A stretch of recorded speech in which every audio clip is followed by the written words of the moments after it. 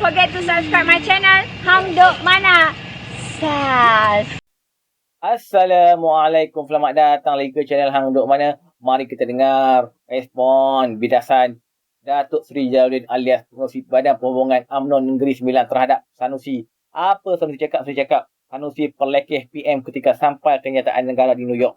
Menteri Besar Kedah Datuk Seri UMNO memperlekeh penampilan Perdana Menteri Seri Anwar ke perhimpunan PBB Unggar baru 2-3 hari lepas. Apa Sanusi cakap? Dia cakap kenapa tak ada orang, sebab orang luar pun tahu dia kuat membohong daripada dengar lebih baik keluar. Sebagai rakyat Malaysia, kita patut malu kerana ketika berucap di Unggar orang tak mahu dengar. Itu Sanusi memperlekehkan kenyataan PM kita. Akhir mari kita dengar bidasan daripada Datuk Seri Jalaluddin alias.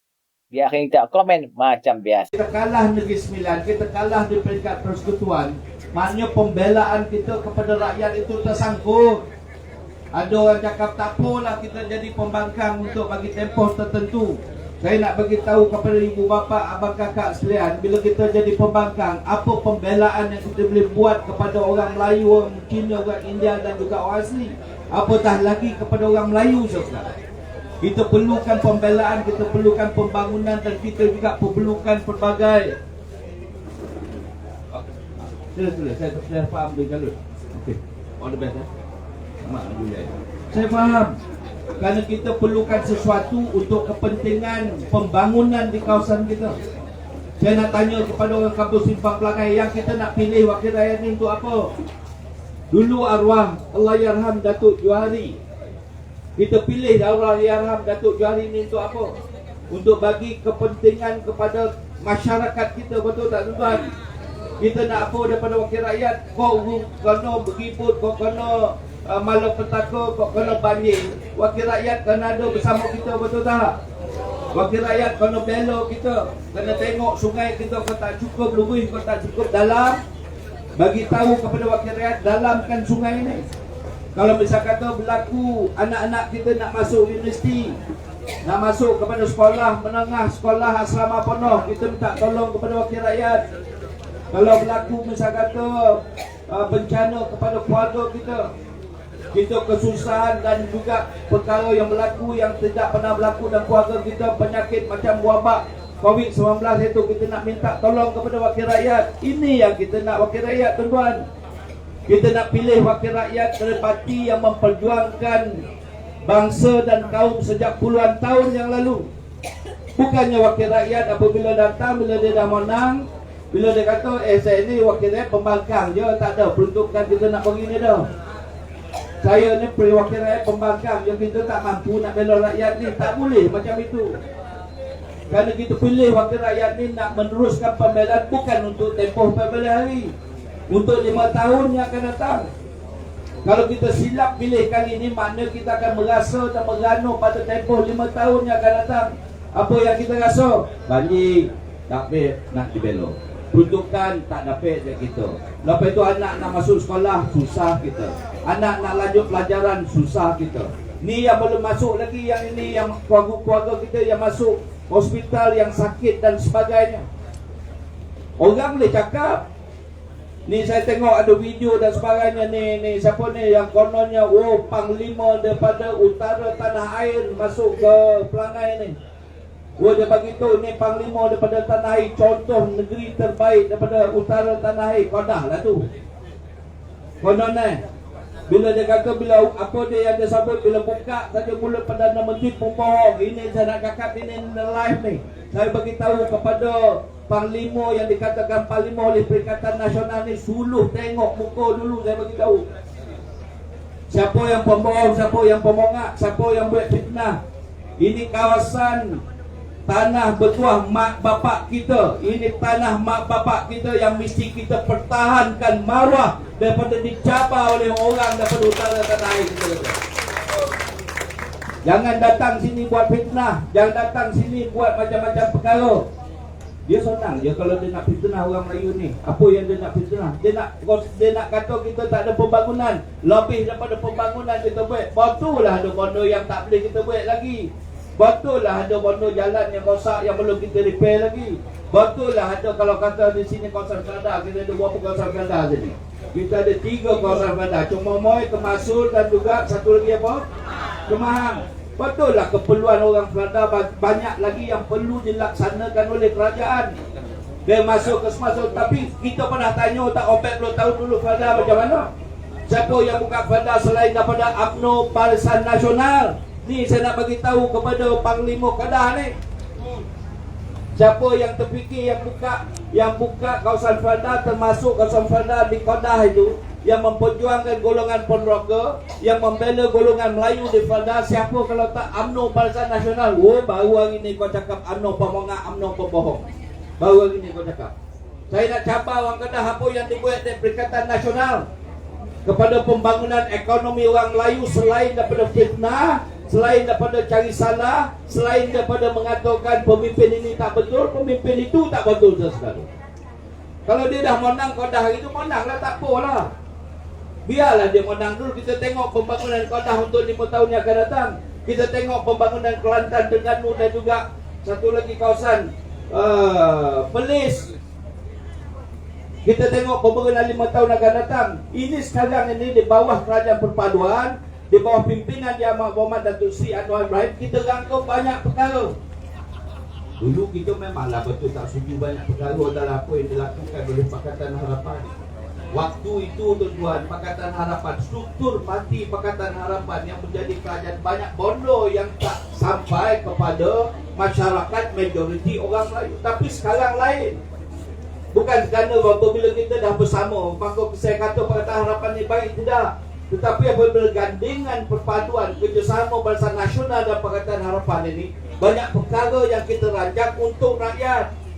Banyak perkara yang kita tengok semak dan imbang supaya pembelaan kepada rakyat itu dapat kita beri keutamaan. Mana ada satu Perdana Menteri cakap akan menoktahkan kemiskinan dengan penuh yakin. Cakap dalam Dewan Rakyat sesuatu. Saya di Parlimen. Ni buat kurang ni di Parlimen ni. Ni baru sampai dia Parlimen. Ada ahli Parlimen yang datang belum? Rara kan ahli Parlimen sini kan? Rara, ahli Parlimen duduk dengan satu blok dengan saya. Masuk ke Dewan Rakyat, minta perjuangkan soal yang berkaitan dengan pembangunan Nidun dan juga kawasan Parlimen Bentung ini. Betul lah, ni bukan senang nak cakap dalam Dewan Rakyat suatu perkara oleh Perdana Menteri menoktahkan kemiskinan sesuatu. Oh, kita dia Perdana Menteri cakap nak menoktahkan kemiskinan, macam-macam dia cakap, oh ini pembohong, ini penipu. Macam mana nak noktahkan kemiskinan? Boreh naik, kata dia.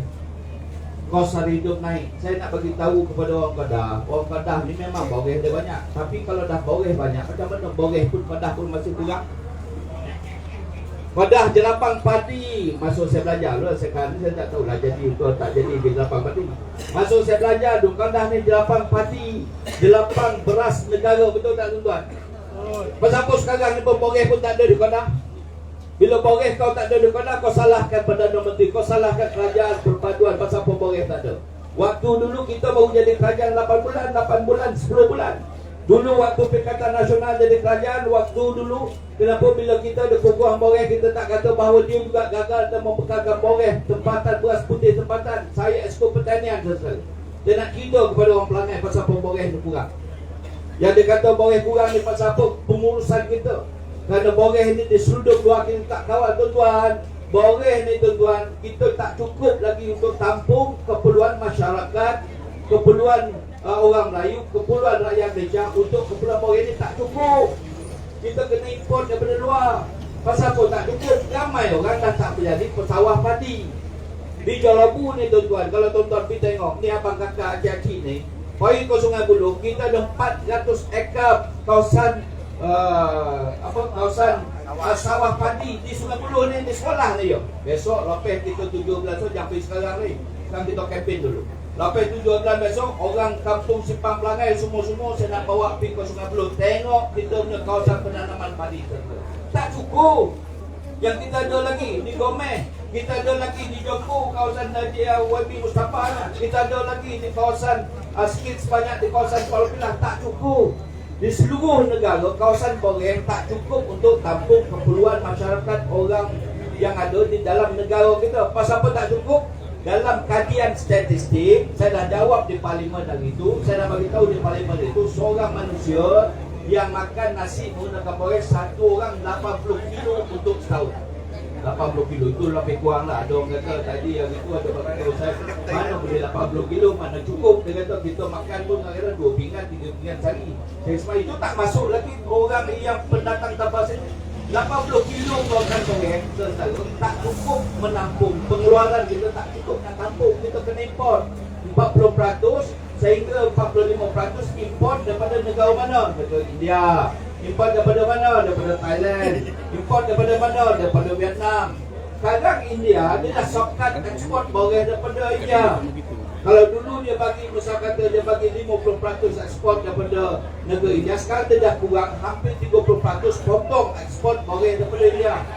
Pasal apa dia shortcut ekspor kepada Malaysia? Dia nak tampung rakyat dia dulu.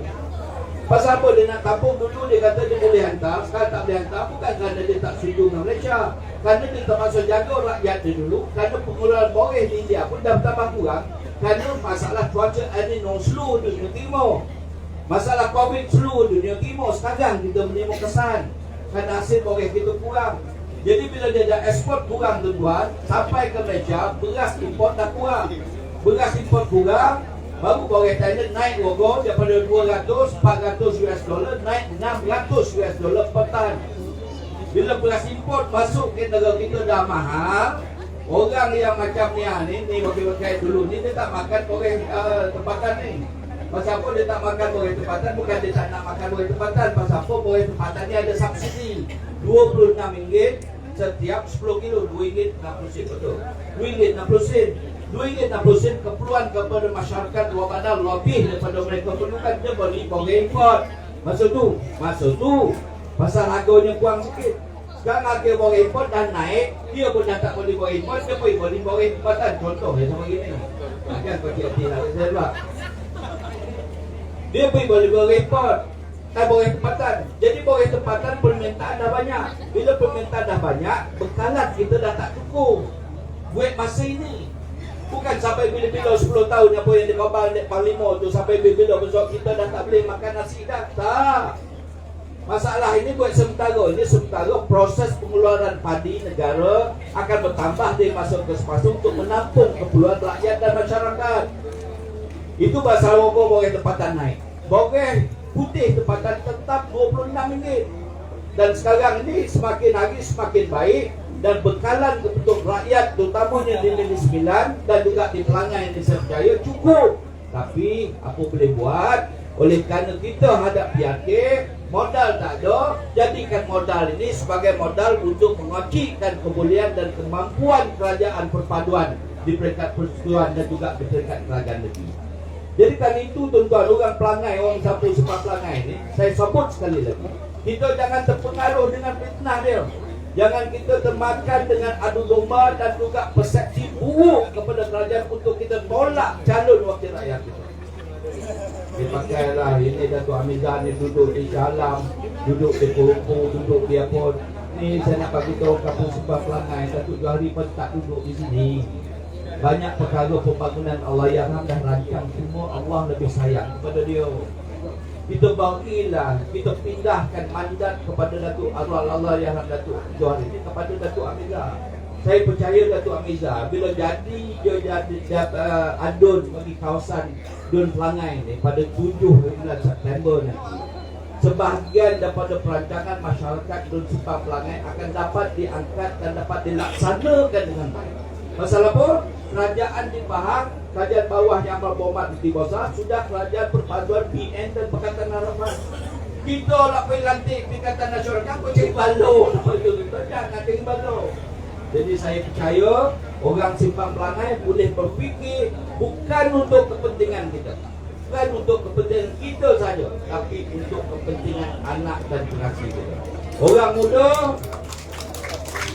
ni ada orang muda lagi sini kan, ni ramai orang muda belakang. Orang muda kena fikir jauh ke depan. Jangan ikut perasaan. Jangan layan TikTok yang dibuat di Parlimen ni. TikTok yang dibuat di Parlimen ni saya tengok pun dia Allah. Kadang-kadang saya betul balak juga. Bila saya balik rumah orang malam, saya layan TikTok ni. Bila saya tengoklah TikTok Parlimen ni, rumah saya kata buat foto tu. Saya tengok Parlimen Badut ni. Bila dia buat cerita pasal politik, kadang-kadang saya golak. Dia tak masuk di akal. Itu kadang-kadang orang muda tu berlaku. Orang muda kena fikir masa depan yang lebih baik. Orang muda tak duduk simpan belakang dengan mak ayah dia. Dia payahlah cari rezeki di Kuantan, carilah rezeki di Kuala Lumpur, carilah nafkah hidup sebanyak mungkin. Warga di kampung Simpang Pelangai ini, adun dan pemimpin masyarakat akan pastikan keluarga kita akan tetap dijaga dan dipastikan kesejahteraannya akan dibela sampai bila-bila, insyaAllah. Yang penting kita bagi mandat kepada mereka. Okey tuan-tuan, komen saya sebagai rakyat Malaysia dan penyokong kerajaan perpaduan ni, supaya Sanusi tak patut dia cakap macam tu. Kerana dia sendiri pun tak akan boleh bercakap di PBB ni, persidangan PBB sana. Senang-senang saja dia nak pelekeh PM kita ketika berucap. Dia pun cakap tak apa nak betul. Ada hati dia nak pelekeh Perdana Menteri. Dia cakap-cakap dan setakat dekat Dom Pelangai tu boleh lah. Ini ada hati dia nak nak orang petikai Perdana Menteri kita. Dia pun jagalah Kedah tu. Kedah tu bagilah settle hidup Kedah dulu. Bagilah rakyat Kedah tu hidup aman damai apa semua. Bagi air di Kedah semua settle. Barulah nak pelekeh kerajaan persekutuan. Okey tuan-tuan. Mari kita terus menyokong kerajaan Puan dan Datuk Ibrahim. Assalamualaikum.